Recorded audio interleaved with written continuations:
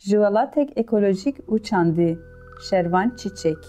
Ji zayînê heta mirinê em di nav têkoşînekî bêhempa de dijîn. Erdnigarî rengê xwe dide mirov, li gor hewayê û erdnigariya ku lê dijîn, em bi tevgerên xwe têda diguherin. Ev guhertin û cîgirtina di nav xwezayê de çandê dide avakirin. Em dikarin bibêjin, dema mirov bi xwezayê re dijî û li gor xwezayê jiyana xwe saz dike, ev bandorekî li ser mirov çê dike û çandê derdixe holê. Çand ji destpêkî heta niha xwe guhertiye, folklor û hunerê afirandiye. Çand kadîna welatê mirov e. Heta em dikarin bibêjin ku çand lebatek ji laşê mirovan e. Ji ber vê yekê, divê her mirov dema çanda xwe parast, hewceyê ku wê pêş ve jî bibe. Her netew, civak û welat li gor axa ku lê dijî çandekî zelal û serbixwe avakiriye. Em Kurd jî li rojhilata navîn xwediyê çandekî dewlemendin. Her Kurdekî bi çanda xwe ve girêdayî li hemberî îmha, înkar û talankirina ku tê kirin guleyek e. Bi hezar salin, bi taybetî jî di sala 21 de Kurd bi rêbazên wek dîndarî, modernîzm, hêz û lêgerînê bi tûnekirinê re rûbirû dimînin. Em jî ketine ber bayê gurên wek Ereb, Faris û Tirk ku ser me metîngeriyê dikin. Bi salan in ku em bi kiryarên wan ên hov re rûbirû dimînin.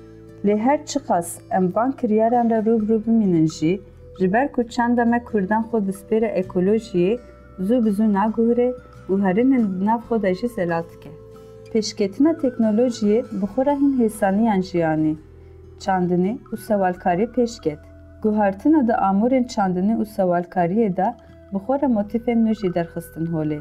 Hêzên emperyal di navan amûran û nûjeniyan de hewl didin ku çanda xwe bidin ferskirin. Di nav bajaran de çandekî naylon dayê avakirin. Li bajaran çanda fast food, hamburger, kola ji rengên netewan cil û bergan çêkirine, ji bo ziman îzole bibe li müzik û lîstikan peyvên xwe bicih kirine. Paşê devê Türkên xwe fireh kirin û gotin yek ziman û yek netew. Kurd jî van guherînan jiya. Ji xeynî van, gund û malên wan hatin şewitandin, da ku ew dev ji warê xwe berdin û li gor xwesteka wan tev bigerin.